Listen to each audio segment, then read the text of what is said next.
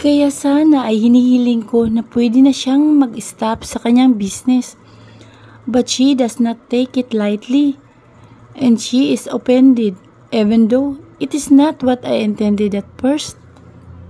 Ang kaso ay ayaw niya talaga. I am trying to talk to her, pero hindi naman ako nakakatanggap ng tugon. Medyo nagtampo na rin ako, kaya hindi ko na siya sinusuyo. Alam ko naman yung mali ko pero intindihin niya rin sana yung gusto ko. I just want the better for her. She is my wife, at ayaw ko siyang mahirapan sa isang bagay na pwede ko naman na ibigay sa kanya. Galing sa trabaho ay umuwi na ako. Madilim sa bahay at nadatnan ko roon na walang tao. Agad naman akong inatake ng kaba. Call me paranoid, but I was traumatized when she left me before, and I don't want it happened again. Para akong sinisilihan sa puwet na hinahanap siya. I am calling her, but she is not responding. Agad ko naman pinaandar ang kotse at tinawagan si Artemis. Good evening, little brother. I am almost going to sleep na. You are lucky enough that I am still awake and applying my night skincare routine. So what is the agenda? Artemis said with playful tone. She may be trying to provoke me. My wife, where is she? Asked by me with a serious voice. I don't have any time to play with her games. Sarkastiko naman siya na nagsalita. Darling, hindi ako na-informed na tanungan ako ng nawawalang asawa. Maybe she felt too bad with herself for having a husband like you. That the only thing you give is a heartache. Poor Alisa. Napamura ako ng sunod-sunod. Napipi ko na talaga ako. I know, Artemis Stowell. She always loved torturing me and playing me. Artemis, listen. I don't have packing all the time for your bullshit. I need my wife. Sigaw ko. I am raging in anger. Oh, relax. Kalmahin mo lang, little bro. You shall never bad-mouthed me. Alam ko kung nasaan ang mag-ina mo. Remember, she is using my wife as her trap card. I swear, Artemis, ani ko sa galit na tono. Pinapakilala ko lang naman siya sa mga kakilala ko na bachelor guy. I mean, she deserves better than you. That's it.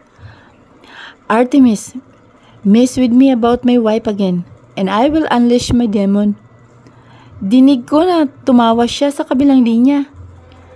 My baby brother is so cute when he is mad. Don't worry, I am just kidding. With what I have said, gusto lang kita pahirapan. Dahil pinapahirapan mo rin si Alisa. Kawawa yung tao at mukhang inaway mo na naman. Pumara muna ako sa isang tabi. Nanlalambot na ako. Galit, lungkot at kaba. Mixed emotion, and I'm trying to get away with all of this. I don't want to almost lose my wife again. That will be a packing. I don't know, but I have this strange feeling to tell Artemis about what I and Alisa both. I was too exhausted. Iniisip ko pa lang na hindi kinakausap ni Alisa ay para akong tuta na nawawala ng buntot. Totoo naman, kasi yung sinasabi ni Alisa, she loves her business. Tapos gusto mo lang na mawala yung matagal na niyang pinaghirapan. If I were Alisa, talagang magagalit ako nang dahil sa sinabi mo tukmol ka.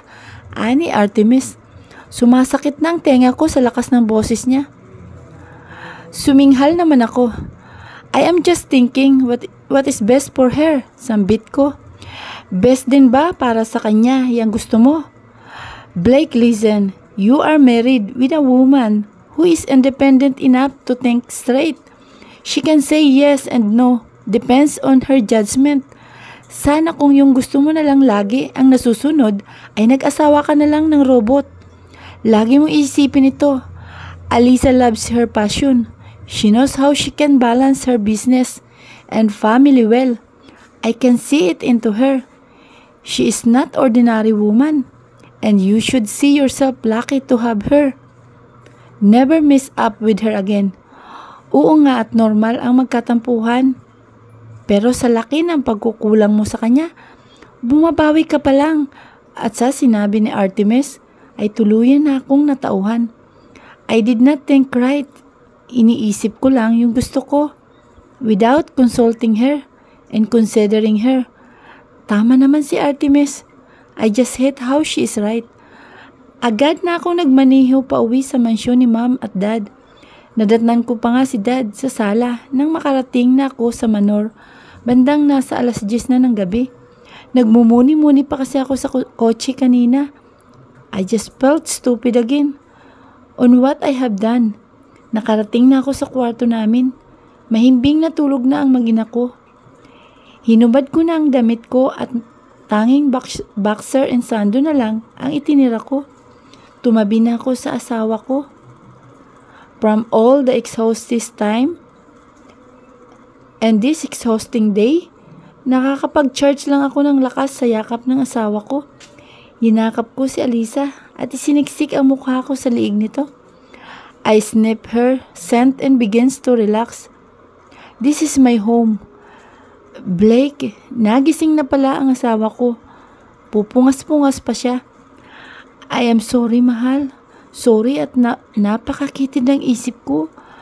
I am sorry if I am not considerate enough. I thought it is better for you. Pero hindi pala. Sorry at nagising na ako. Ngumiti siya. Yung ngiting gusto kong makita sa bawat taon na pagtanda ko sa huling patak ng hininga ko. I forgive you, Blake. I forgive you because I love you, for better and for worse. Episode 35. Faith, Alisa Magcalas Ferrer. I didn't expect that the word reunion for prayer has a deeper type of celebration. Minsan kasi sa sobrang down to earth ng mga Ferrer, sa sobrang simple nilang tao, ay nakakalimutan ko ng ang estado nila sa buhay. They are higher than elite. They can be with royalty if just they want. Kaya ibang klaseng reunion naman pala talagang mayroon sa kanila. If you heard the word reunion, it should be felt like a simple celebration. Ganon kasi sa amin na mga Magcalas.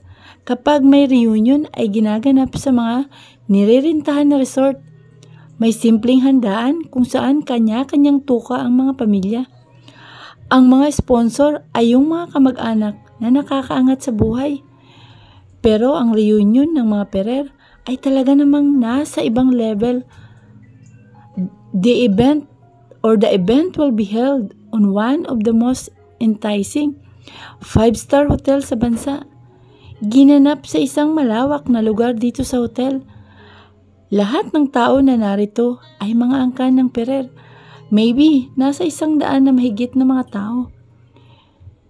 People will be wearing their suit and gown that symbolize their social status and power. Just like what I have felt nung unang beses kong makilala ang mga magulang at kapatid ni Blake. I am also intimidated. Kung pwede nga lang ay wag na akong dumalo sa okasyon na ito, ay mas pipiliin na wag na sana.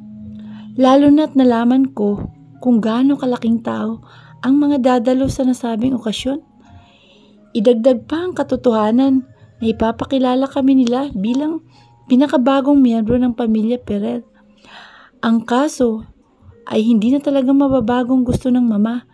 Kaya naman natanggap ko agad ang susuotin namin. This gown or dress was designed by Artemis herself. Pinadala pa mula sa New York kung saan nakabase ang negosyo ni Artemis. A black beautiful dress na talaga naman nagpatingkad sa natural ko ng maputi ng balat. Inayusan din ako ni Artemis na nakasuot naman ngayon ng sapphire blue na gown at ang kanyang buhok ay nakaayos na tila isang prinsesa. You look so nervous, Alisa. Have a deep breath. You should not scared with them. They should be the ones scared at you. Asawa ka lang naman ang kapatid ko na si Blake San Ferrer. Isa sa mga kilala, tanyag at kinakatakutan na businessman. Mas mataas ka, Lisa. Don't you dare look down on the ground. Her words again, she's giving me her words to listen or to lessen my uncertainties. I can't help it, Artemis. Alam mo naman na hindi ako sanay sa ganitong mga event na labis na pangmayaman.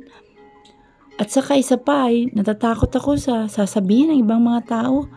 Ayaw ko lang nang may masabi sila. Gusto ko iwasan na yung huhusgahan nila ako. Na sa isang tulad ko lang ang pinakasalan ng kapatid mo. Malungkot na sambit ko. Ano ka ba, Lisa? You are not just. Stop thinking so small on yourself. Sana tingnan mo yung sarili mo. Tulad ng kung paano ka tingnan namin at ng kapatid ko. See your worth first, okay?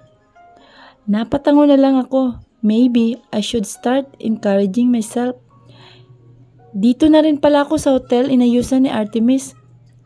Kasama ang anak ko na poging-pogi sa suot na minisuit ay bumaba na kami.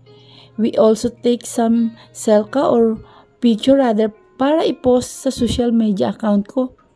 Nasa baba na marahil ang asawa ko. He might be entertaining some of their relatives. Nang makababa na kami, ay pumunta sa hall kung saan gaganapin ang main event. Ay hindi maipagkakaila na napakagarbo ng selebrasyon. There's an orchestra on the side. May mini stage din na nandun ang isang kilalang artista bilang MC. Everyone looks stunning out with their costly dress and suit. Nakita ko naman ang asawa ko na may babaeng pilit na't lumilingkis sa kanya.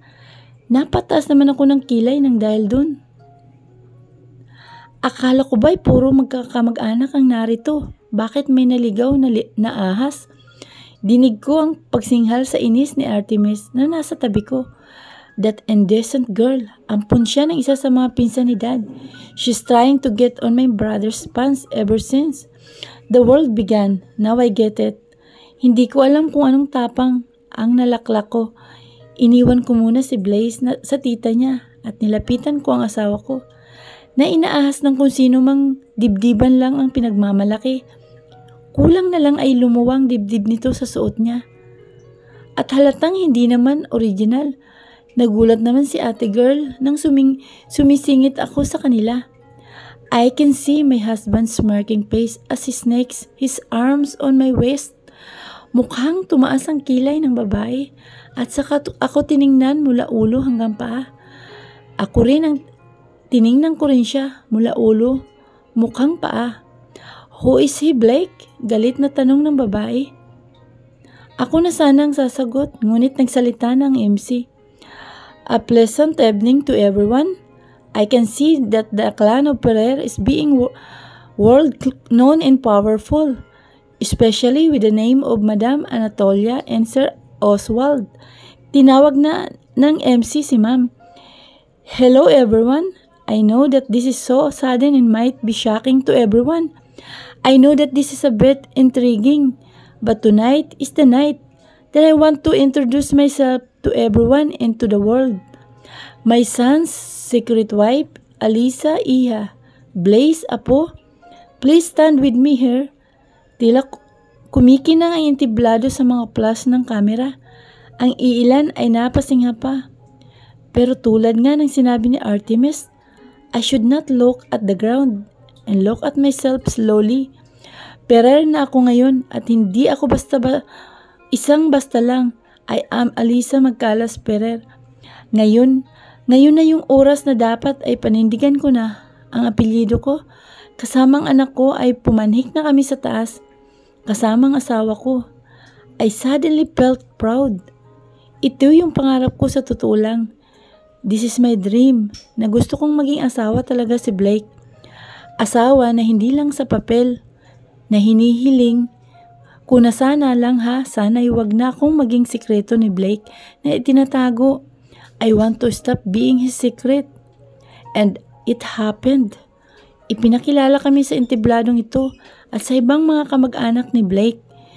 Sa gabing yun Alam kong mas malaki pa ang hatid na pagbabago sa buhay ko. I won't live the way I do before. Hindi na magiging simple ang tingin ng mga tao sa akin. Alam kong marami rin na magtataas ng kilay sa akin. Pero nung oras na itinapak ko ang paa ko rito, hinayaan na malaman ng mundo na isa na akong ganap na Ferrer. I already accepted my fate. Sa isang banda ay nakita ko yung pinsan na ahas nila Blake. Hindi makapaniwala na kasal ng lalaking gusto niyang ahasin sa akin. I gave her my playful smile. Poor girl. Hinawakan ni Blake ang kamay ko. Kita sa mata niya ang kasiyahan. Masaya kami. Mahal namin ang isa't isa. At alam ko ang unang hakbang pa lamang ito. Because we are just starting to love. And I love him so much. Blake and my son will be my home. My missing piece of puzzle.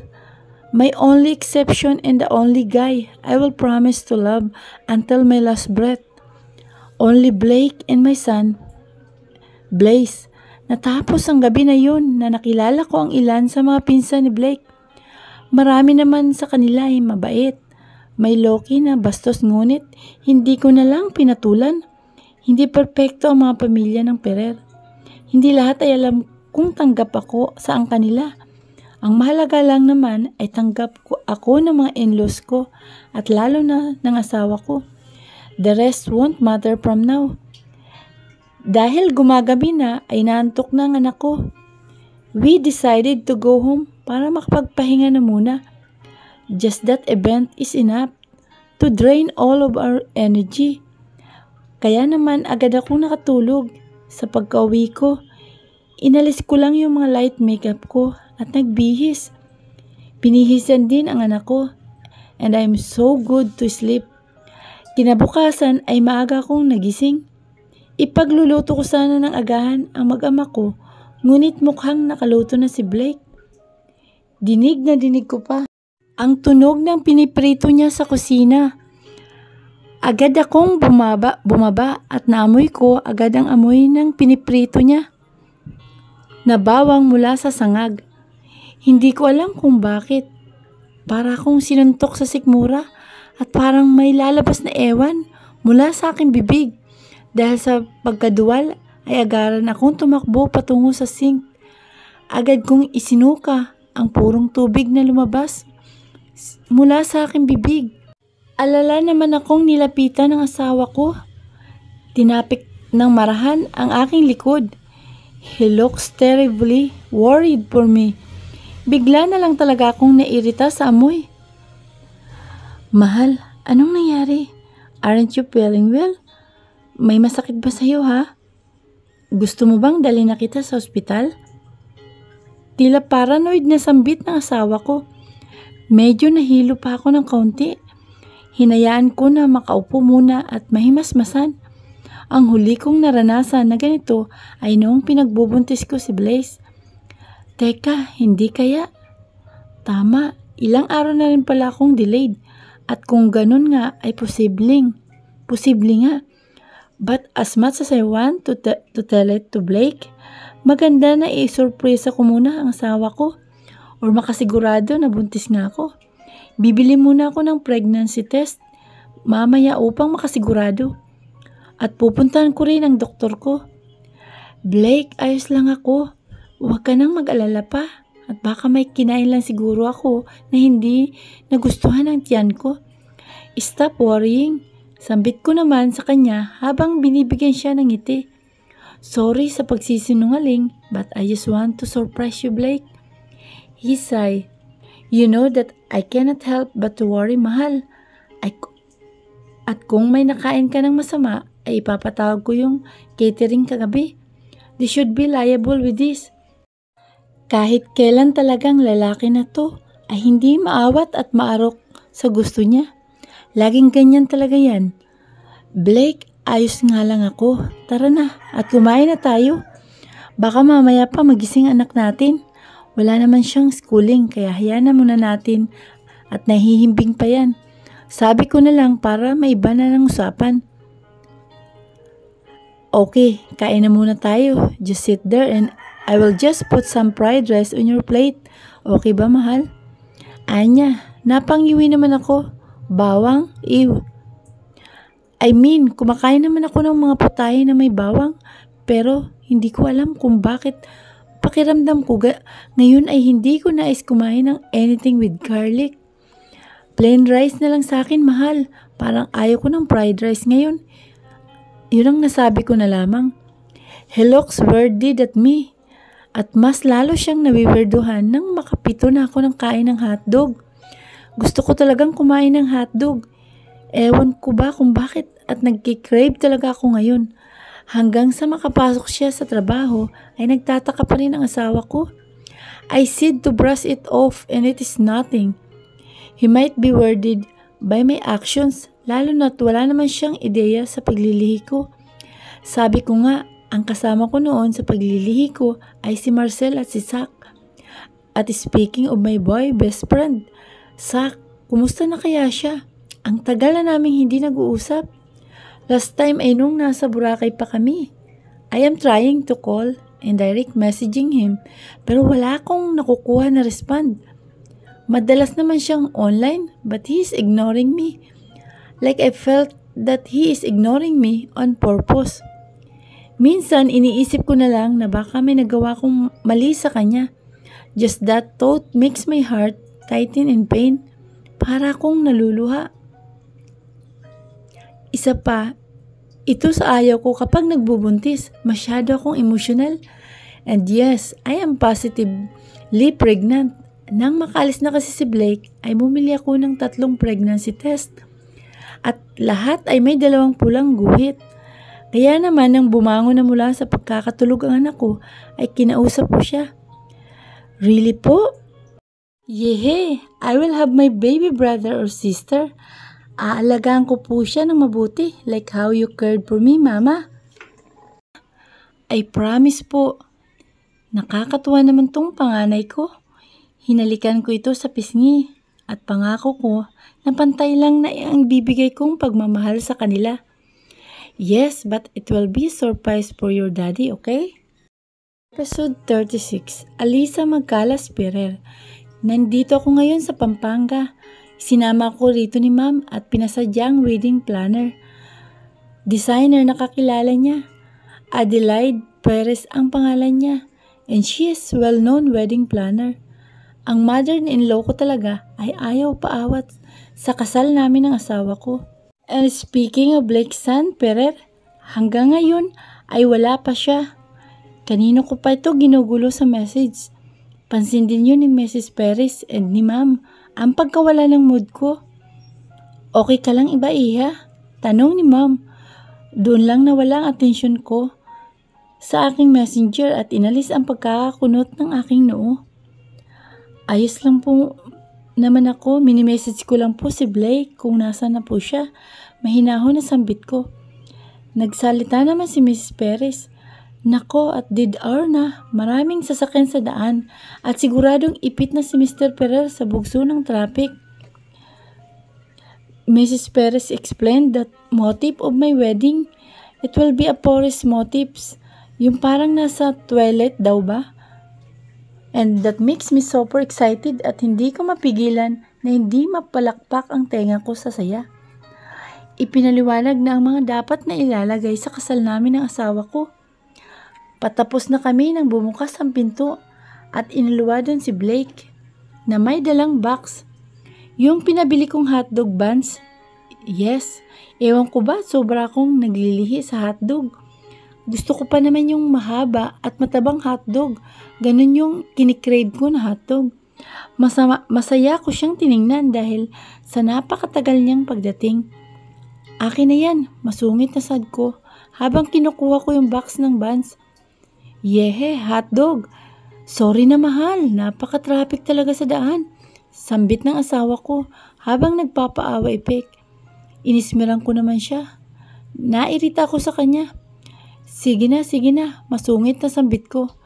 Minsan hindi ko na rin alam sa sarili ko kung anong klaseng pasumpong-sumpong na mood ko. Sumimangot naman ang asawa ko at napabaling sa kanyang mami at kay Mrs. Perez. Can I use your bathroom? Tanong niya. Oh, sure, iho. Marco, please assist Mr. Ferrer. Utos ni Mrs. Perez sa assistant niya. Nang makaalis na si Blake ay nagtungo na nga sa comfort room ay bigla naman na may tumawag kay Mrs. Perez at iniwan muna kami ni Ma'am. That time ay hindi na ako nakapagpigil pa. Masyado na akong natatakam at naglalaway kaya naman kinuha ko na ang mga hotdog buns ko at kumain. I moaned with a delicious savory taste. This is so good. Anak, Alisa, may I ask you something? You are craving hotdog daw. You are unusually moody and easily irritated. I just want to confirm it to you. My son is totally clueless with it. Tama bang hinala ko? Hindi na ako magtataka kung malalaman ito ni Ma'am. Babae rin siya, and she knows the sign of pregnancy cravings and mood swings. Tumango naman ako, and she squealed happily as I confirmed it to her. This is so much happiness. It needs celebration. Kailangan ng gender reveal party, baby shower, and more. Actually, Ma'am, gusto ko sana na kasal namin. Sa kasal namin, yung wedding cake mismo ay ang maging gender reveal party namin. Gusto ko na hanggang sa oras na yun ay sikreto muna natin to kay Blake. I want to surprise him. Sambit ko naman habang hinihimas-himas ang aking tiyan. Of course, this will be our secret for now. Pero sasabihin ko rin to kay Artemis para may pasadya yung gown mo at hindi maipit yung tiyan mo. You should also be careful ha. Always look at your diet. Huwag masyadong magalaw and huwag papa-stress sa anak ko. If he ever did something to that make you stress, call me and I will spank that hard-headed husband of yours. Saad ni Ma'am. Sana lahat ng in-laws ay ganito kabait. And I'm so lucky to have one. Bumalik na si Blake mula sa pagbabanyo. Agad naman siyang tumabi sa akin at hinawakan ng kamay ko. Bumulong to sa akin. Sorry na mahal, mapapatawad mo ba ako? Sambit nito na parang nagmamakaawa. Ako naman si Gaga na konsensya rin. Nadadamay ang walang kamalay-malay na asawa ko sa aking pagbubuntis, sa aking mga mood wings at pagsusungit. Sorry rin mahal, I kiss him on his cheeks na ikinatuwa naman ang loko. So, sarap naman, sambit nito. Hindi namin namalaya na parehas na pala nakatingin sa amin si Ma'am at Mrs. Perez. Nakapway kinikilig. Ako naman ay namula ng dahil sa embarrassment. Nakauwi na rin naman kami agad bago maghapon. Ang nagbantay sa anak namin ay yung si Crayon at Dion. Doon na rin kami sa mansyon nagpagabi at nakapagpalipas ng buong araw. Kinabukasan ay umuwi rin kami sa bahay. Actually, kami lang ni Blake at hiniram na naman ng lolo at lola niya ang apo nila at masaya naman ang anak ko dahil spoiled na spoiled ito. Si Blake naman ay babalik na sa trabaho. Kaya medyo emotional ako masyado. Ayaw na nga niya akong iwan kasi iyak ako ng iyak. Ayos ka lang ba talaga mahal? Do you want to see a doctor? Napapailing na lang ako habang naluluha. I am okay Blake. Sige na at malilit ka na sa trabaho. Sabay punas ko ng uhog ko. Ganito at mababaw talaga ang luha ko. Then why are you crying mahal? Are you not feeling well? Sabihin mo lang and I will just skip this appointment. You're still more important than anything else. Love, tandaan mo yan lagi ha. Sambit nito habang hinahalikan ng aking noo. Thank goodness and I can still convince him. Kahit na alanganin o may pag-alinlangan pa rin ang asawa ko ay napilit ko siya na magtrabaho na. He still need to work and face his other obligation. Basta-basta at pagka-uwi nito ay may pasalubong siya na hotdog. Yun lang, gusto ko yung sa 7-Eleven na bibili. Habang nasa sala ko at nagbabasa ng monthly report ko at isa pa yung balita sa negosyo ko ay may tumawag naman sa akin. A very familiar voice na higit isang buwan ko na atang hindi naririnig. I miss my boy best friend na talaga. Sak! At last, nagparamdam ka na. I miss you, Sak. Sabi ko habang hindi maitago ang pagkakagalak sa aking tono. Baritono naman at tila raspy ang boses niyang nagsalita. Hi Al, musta ka rin? I miss you also. Sambit niya. I can hear the sincerity on his voice. This guy, hindi ko alam pero napasinghap ako o napasinghal at saka napaikot ang mata ko. Hindi ko alam kung anong paniniwalaan ko sa lalaki na to. Sa lahat ng nakakamiss, ikaw yung hindi marunong mga musta. Ni mag-reply sa direct message or private message ko sa'yo, hindi sumasagot sa tawag ko. Oo nga naman Sak, mismo nga ako, sambit ko sa halatang sarcastic na boses ko. Para ka namang girlfriend ko na nagsiselos sa pagkakasabi ko, Al. Pang-asar niya sa kabilang linya. Napataas ang kilay ko ron. As if, aba, kung may problema tayo, Sak, ay magsabi ka, hindi yung basta-basta ka nalang umiiwas. Seryoso na sabi ko. Narinig ko na bumuntong hiningal siya sa kabilang linya. If you only know, hinahanap ko na yung tamang oras para magtapat ako sa babaeng mahal ko. Banggit niya. Aba, mukhang susunod na ito sa amin ni Marcel. Mabuti naman at nang ikaw na lang ang walang asawa sa ating magkakaibigan, iano naman ang balita? Tanong ko. Kailangan ko nga ng tulong mo sana. Punta ka na lang dito sa kondo kung wala ka lang naman ginagawa. Aba, at ngayon pa siya nahiya. Parang kuya ng tingin ko sa kanya eh. Ano ka ba? Maliit na bagay lang yan eh. Wait ka lang dyan at pupunta na ako. Tutulungan kita mapasagot yung babae na tipo mo. Huwag kang papahina-hina, parang hindi ka naman chick boy nung college tayo eh. Dagdag na biro ko pa. I can hear a small laugh on the other line. Sana nga makita na niya ako. O sige, at asahan na lang kita ha. Hi Sak, you deserve someone better Sak. Napakabait at napakasweet na lalaki. Agad naman akong nagbiyahe papunta sa kondo niya.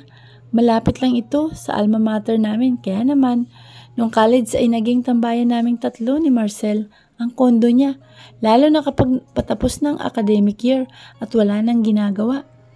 Dahil laging puno ng pagkain yung kusina nila, kaya medyo nananaba rin ako ng college. Pumayat na lang ako sa konsumisyon na bigay ni Blake. Habang nagmamaniho ako ng sasakyan ay hindi ko maiwasan na isipin na si Sak na lang ang walang anak at walang asawa sa amin. Lagi niya lang dahilan noon na natuturpi siya sa babaeng mahal niya. Ako naman ay walang ideya. Nakakamanghang isipin na sa isang tulad ni Sak, gwapo, makarisma, mayaman, at napaka-gentleman ay natuturpi rin pala. Sobrang blessed ko na, naging kaibigan ko yan. Silang dalawa ni Marcel, kahit na napakalaki ng agawat namin in terms of social status. At sobrang thankful ako sa kabaitan nila. Hindi nila ako tinuturing na inferior sa kanila. Nakarating ako sa condominium ng lalaki. Mukhang malinis naman sa loob. Nung college kami ay napakaburarang tao niyang si Sak. Hindi naman lahat ng lalaki ay ganun pero maraming burara na lalaki. Naunawaan namin ni Marcel yun. At salamat naman dahil nahawaan namin ng kasipagan at kalinisan tong lalaki na to. Siyempre, gwapo niyang lalaki tapos burara ito sa bahay. Kapag nanligaw siya ay major turn off yun sa babae.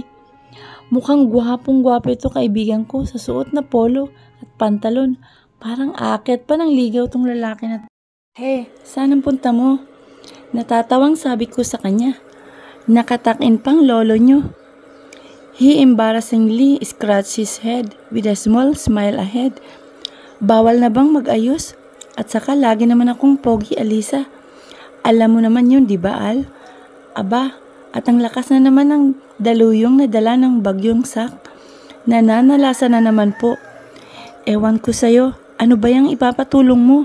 At nang tuluyan na nating mapauwi ang babae na gustong gusto mo. Natahimik naman siya ng panandalian. Napatulala nga ito at parang lumalalim ang iniisip. Tinopak na naman ang lolo nyo. Hoy, gising at napatulala ka na naman. Sabay pitik ko pa ng aking daliri sa harap niya. Doon lang nagising mula sa malalim na pag-iisip si Boss Sak. I just want you to see something that you should see before Al. Seryosong sabi niya. Medyo gulat naman ako dahil bihira lang naman. Sumeryoso tong si Zach. Madalang pa sa madalang.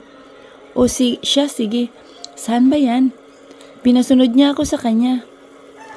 Nakita ko pa ang sala kung saan kami nagmo-movie marathon nung college kami. Mga bata at CD pang gamit namin noon at hindi pa uso ang Netflix and chill.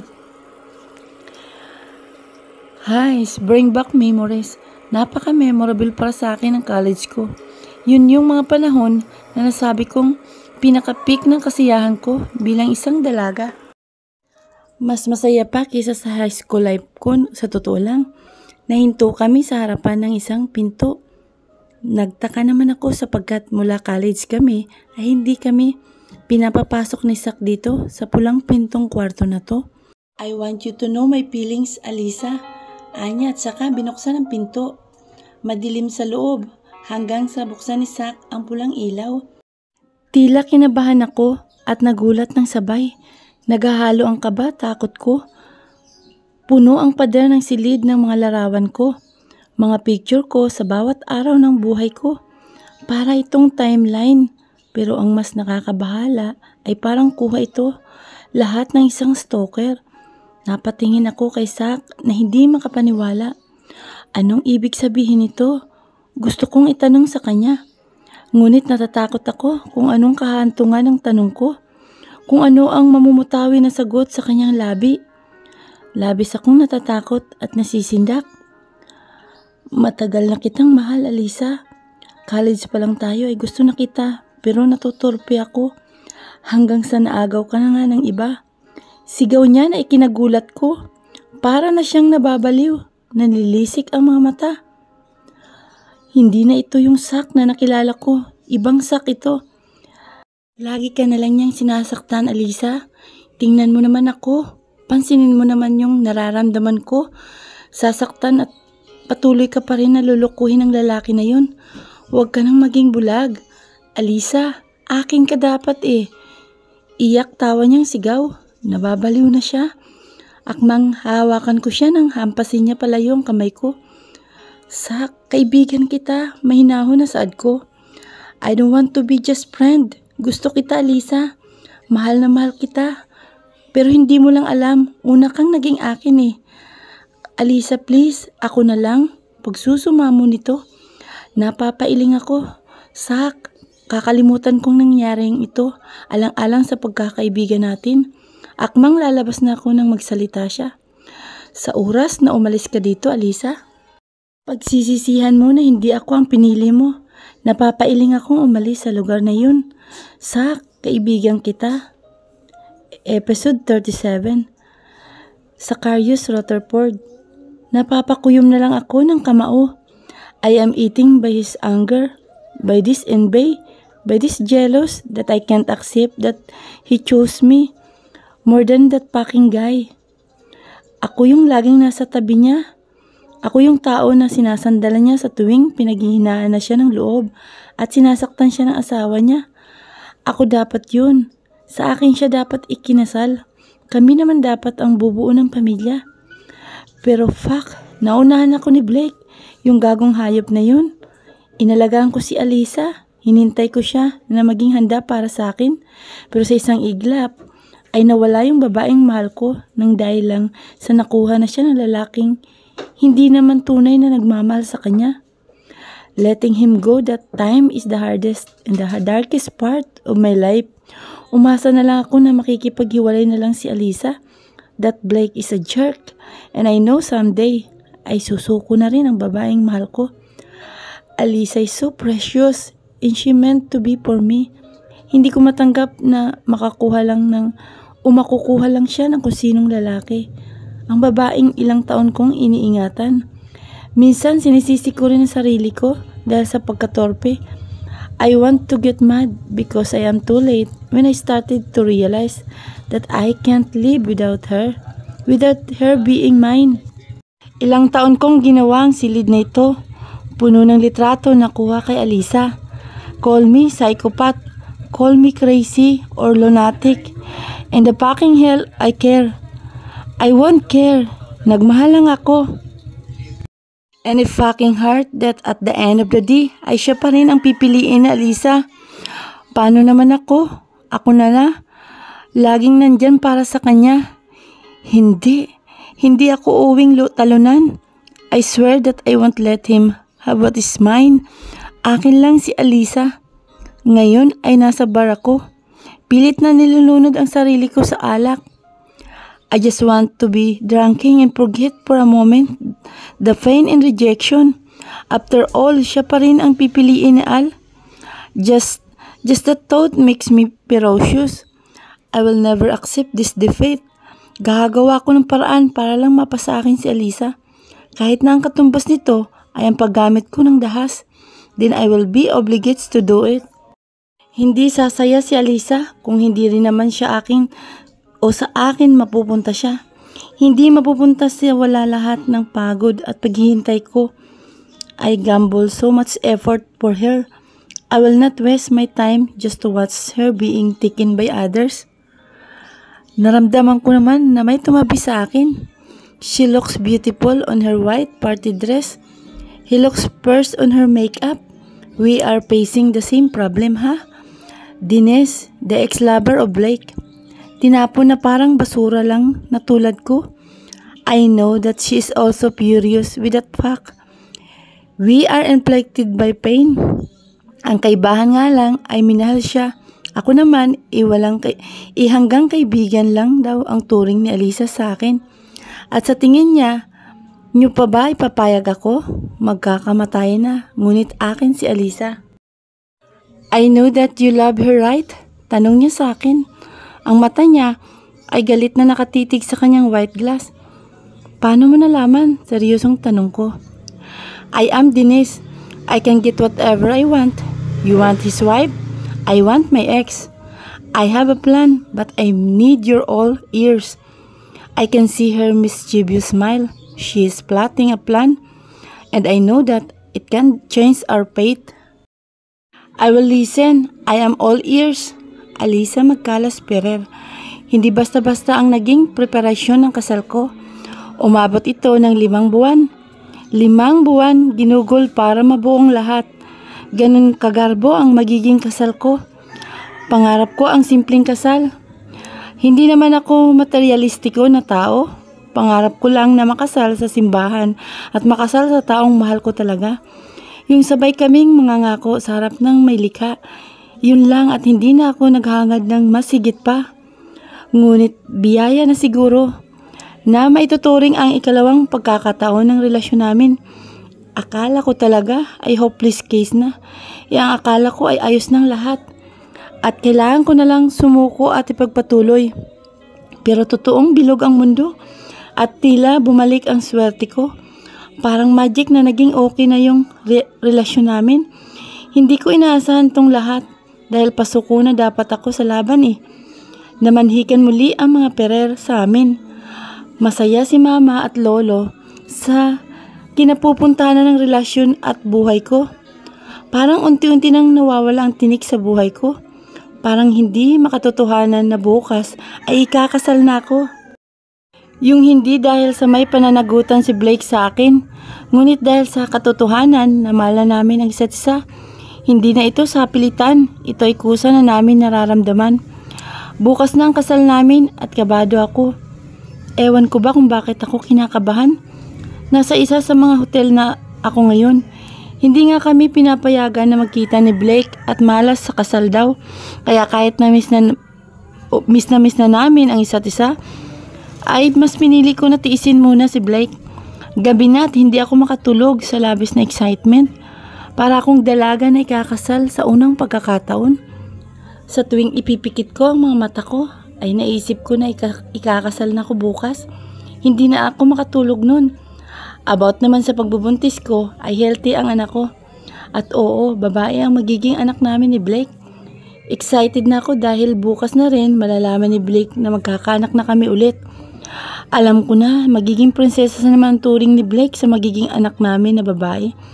Kaya naman isa rin yun sa mga rason kung bakit hindi na ako makatulog sa pagkasabik. Sabik na ako para bukas. Hindi ko alam kung bakit nasa malalim ng gabi ay may kumatok pa sa pintuan ko. Medyo kinabahan naman ako. Kaya naman, tiningnan ko muna kung sino ang nasa likod ng pinto. Gabing-gabi na at nandito ka pa. Hindi ba at bawal kang pumunta rito? May pamahiin. Inis na bungad ko sa asawa ko. He's wearing his pajama in his very tight white t-shirt. Nakapaut ito na tumingin sa akin. Fuck, pamahiin. I miss my wife. At matutuloy ang kasal natin, no? Dahil wala ka naman na balak ng takasan ako. Hindi ba, mahal? Patay na patay ka kaya sa akin. Kayabangan na naman po niya. Inismilang ko siya at pinapasok sa loob. Agad niya akong yinakap. Ibinaon ang kanyang mukha sa pagitan ng aking liig. He slowly sniffed my scent and I can feel his hot breath. I miss you really. Madamdamin itong nagsalita sa akin. Kahit kailan ang asawa ko na to. Mismo na ako isang araw pa lang naman tayo hindi nagkita. Bukas naman ay solo muna ako mula umaga hanggang gabi. Dapat hindi ka na pumunta. Saad ko habang ipinapaalala ang bili ng mga matatanda.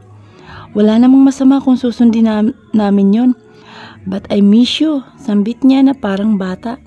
Bakit? Hindi mo ba akong miss, mahal? Parang bata eh. Pero ito yung pinaka-favorite side niya. Maliban kapag nagsiselos ito. He's being childish kapag kami lang kalalaking tao at kalaking bulas. Miss na rin naman kita eh. Dito ka na nga matulog. Pero agad kang umalis ha. Baka bugbugin ka ni Ma'am at Artemis. Kapag nadatnan ka nila rito. Paalala ko sa kanya. Itong lalaki naman na to kasi to napakakulit ng lahi. Oo nga po, tara na't matulog na tayo, mahal. I just want you to cuddle tonight. Parang pakiramdam ko kasi ay mawawala ka eh. Sambit niya. Hinampas ko naman siya ng mahina. Saan naman ako pupunta? Paranoid ka na naman. Tulog na tayo ha. Huwag ka nang maraming iniisip. Mahal na mahal kita. Yan lang ang patutunguhan nating dalawa. Madamdami na ani ko. Umaktor naman siya na tila kinikilig.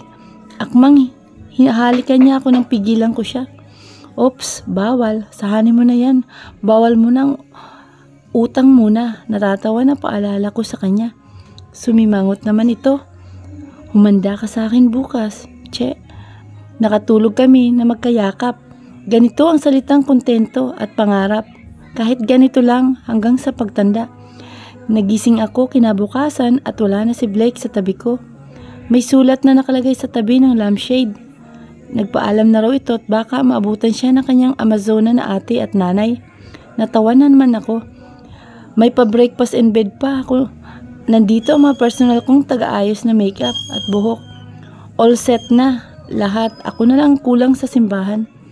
Pagkalabas ko ng pinto ay may boy na lumapit sa akin. Sundan ko raw siya sa sasakyan. Nagtaka pa nga ako kasi ang gara naman ng sasakyan na gagamitin namin. Ngunit ipinagkibit balikat ko na lang to. Habang nasa biyahe kami ay nagtataka ako. Una ay yung driver ko mukhang hindi mapakali. Pangalawa ay tila iba atang binabagtas namin ng daan. Manong, iba ata itong daan natin. Hindi ito yung papunta sa kasal ko ha. Tila sa oras na ito ay labis na akong kinakabahan. Lumingin ito dahil sandali sa akin. He apologized. Pasensya na ma'am, napag-utusan lang po. Anya, sa sobrang paniko ay hindi ko maiwasan na makipag-agawan ng manibela sa driver. Kailangan kong makaalis dito. Kailangan ko nang tumakas. Hindi ko na malayan na nawalan na ng kontrol ang sasakyan. Dama ko ang lakas ng impact ng pagkabangga ng kotse sa isang puno. Halos mawalan ako ng ulirat.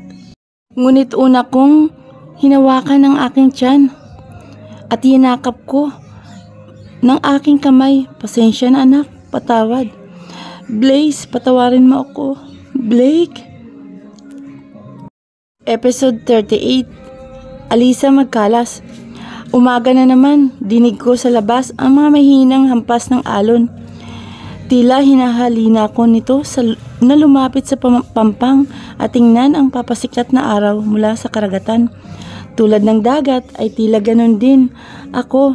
Ganon din ang kawalan na nadarama ko. Wala akong maalala sa loob ng ilang taon. Tila limot ko na ang pangalan ko. Ang mga nangyari sa buhay ko, lahat ay parang bula na naglaho sa akin. Ang tanging nasa tabi ko ay si Zach. Si Zach na nagpakilala bilang asawa ko raw. Sa araw lang daw ng kasal namin ay nasangkot ako sa isang aksidente. Ako ay nakatulog ng matagal na panahon dahil sa pagkakomatos. Nang magising ako ay nagkaroon ako ng amnesia. Sa tuwing iniisip ko ang mga alaala ko noon, sa tuwing pinipilit kong hagipin ang mga alaala ko, ay parang may pumupukpok sa aking ulo. Madalas ay namimilipit ako sa sakit at nawawalan ako ng malay. It worsened my feelings. I know that something is not complete. I don't know why I feel so void. I know something is off, but I can't identify what it is. Parang blanco na papel ako ngayon. Tila lahat ng alaala ko ay inanod na ng alon. Sa loob ng 7 buwan matapos akong magising ay narito ako sa isang isla. Nasa isang vacation house ako. Ang tanging kasama ko ay ang kasambahay namin na si Manang Bitina. At si Zach na ngayon ay nasa Maynila raw at inaasikaso ang negosyo ko. Mag-asawa raw kami ni Zach. Kinikwento niya noong college pa kami ay magkasintahan na daw kami. Lagi niyang kinikwento sa akin kung gaano ko siya kamahal. Pero hindi ko dama ito. Iniisip ko na lang na baka mahal ko nga siya at dala lang na amnesia ko kaya wala akong madama na pagmamahal sa kanya. Hindi ko rin alam kung bakit tila gusto kong makabalik sa Maynila. Pakiramdam ko ay may naiwan ako roon. Pakiramdam ko ay makukumpleto ang pagkatao ko kung babalik ako roon. 3 taon ako na komatos at gusto kong maalala lahat ng nalimutan ko. Pero sa tuwing pinipilit ko si Zach ay nagagalit ito at nasisigawan niya ako. Kapag iiyak na ako, ay hihingi naman siya ng paumanhin. Pinapatawad ko naman siya.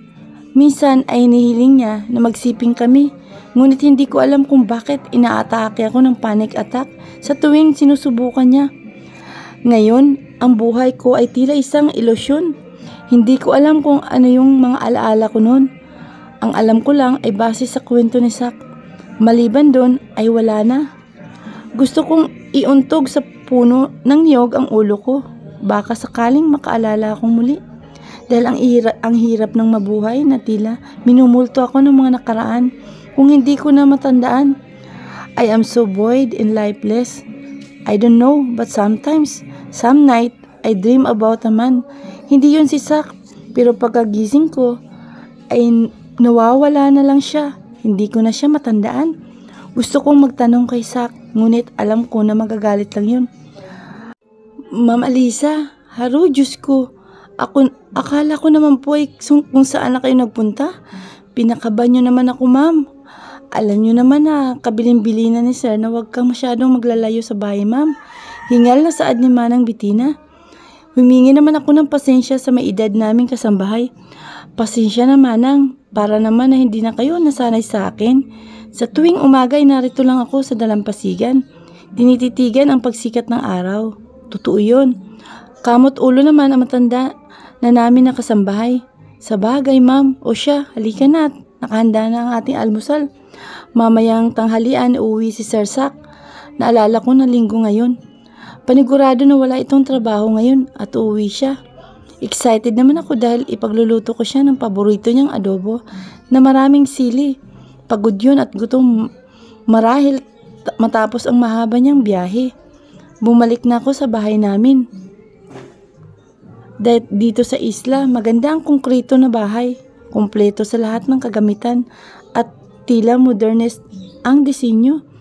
Sa kusina ay nag-almusal muna ako sa hinanda ni Manang na mga pritong itlog, daing, hotdog, ham at fried rice.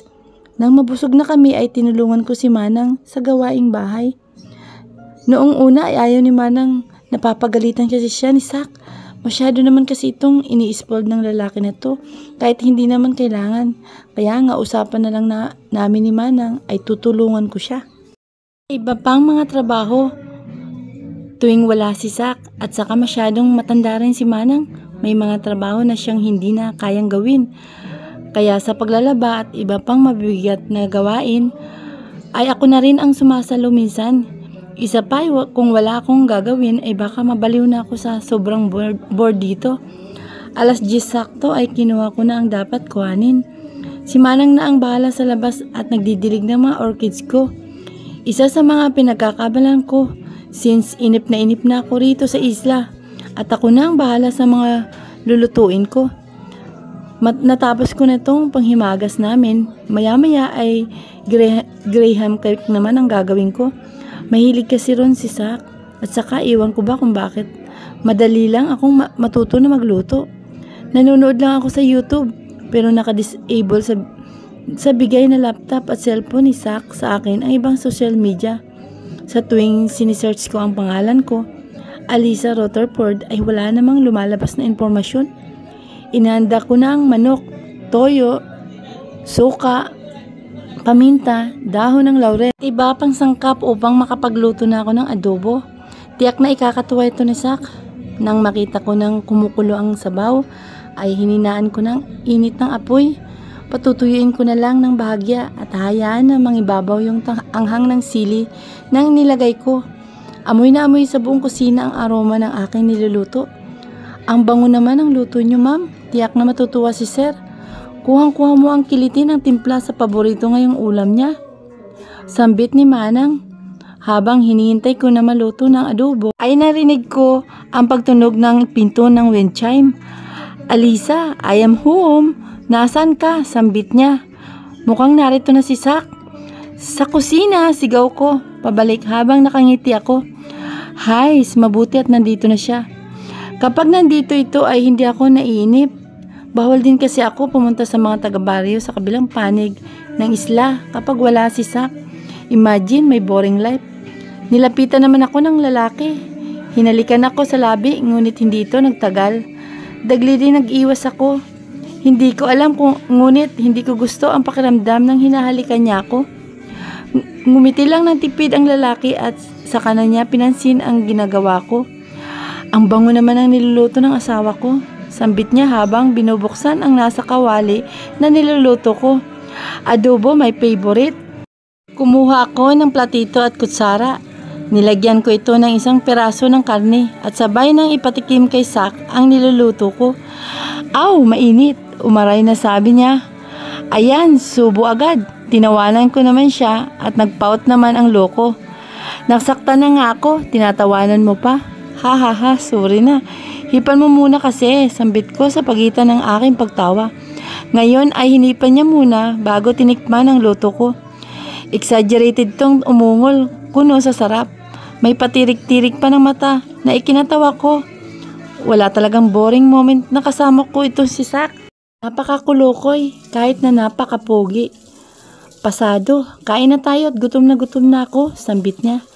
Oh, pumanik ka na sa kwarto at magbihis ka na para makakain na tayo, sambit ko naman. Kumunot na naman ang noo niya at inamoy ang kanyang sarili. Hindi naman ako mabaho reklamo niya na ikinatawa ko pa.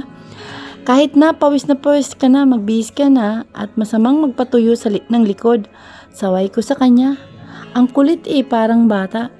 Yes, mahal ko, sambit ni Sak. Sabay excited na pumaakyat sa taas. Bigla naman akong nakaramdam ng kirot sa noo nang marinig kong tinawag niya akong mahal. Naupo muna ako saglit at tinayaan na lumipas ang sakit na namutawi sa sentido ko. Iniinom ko yung gamot na para rito. Nang medyo umayos-ayos na ang pakiramdam ko, ay inaya ko na si Manang na kumain. Ngunit ang sabi ay maya-maya na lang daw. Pupunta muna si Manang sa kabilang panig at makikipag-usap sa mga tao ron. Ako na ang nagsandok ng kanin at ulam. Nag-ayos ng mga kutsara at plato. Labas na rin ako ng 1 litro ng soft drinks. Maganang sumubo si Sak at sinabihan ko naman ito na baka mabulunan. Dahan-dahan naman, Sak, kapag ikaw talaga nabulunan. Bawal ko sa kanya habang inaabutan ko siya ng 1 basong soft drinks at 1 basong tubig. Ang sarap kasi ng luto mo Namimiss ko ito habang nasa Manila ko. Sambit niya habang nakangisi. Bigla naman akong humugot ng lakas ng loob. Kailan mo ba kasi ako dadalhin sa Maynila? Tanong ko. Bigla namang umasim ang mukha ni Sak at seryosong tumitig ito sa akin. Please, Alisa, it's not possible right now. Makakasama ang pagpunta mo roon habang nasa medication ka pa. Huwag ka naman sana makulit pakiusap niya. Malungkot naman akong sumang-ayon. Naiinip na kasi ako rito sambit ko naman sa mahinang tono. Then we will meet later, your friends on the neighboring barangay, para hindi ka naman mainip, saad niya. In an instant ay tila nagliwanag ang mata ko. Salamat naman. Thanks, Saki. Masayang sambit ko at nagpatuloy na sa aking pagkain. Anything for you, Al. You know how much I love you. Ikamamatay ko kung mawawala ka sa akin. Sambit niya sa madamdamin na paraan. Nag-iwas naman ako ng tingin. Ang nararamdaman nito kahit pa sabihin niya na mahal namin ang isa't isa bago ako nawala ng alaala. Pakiramdam ko ay may kulang pa and it's unfair on both of us if I will tell I love him without actually mean it. Matapos kumain at magpahinga ay nagsimula na kaming magbaybay sa kabilang barangay. Papunta sa kabilang barangay o sitio, maraming bahay na malapit sa dagat. Marami na rin akong naging close na magkaibigan dito. Lalo na yung mga kaibabaihan na narito sa panahiyan. Alisa, buti at muli kang nabuhay, kaibigan. Ang pretty mo talaga. Para kang Diyosa. Angas na bati sa akin ni Nene na makita nila akong kasama ang aking asawa.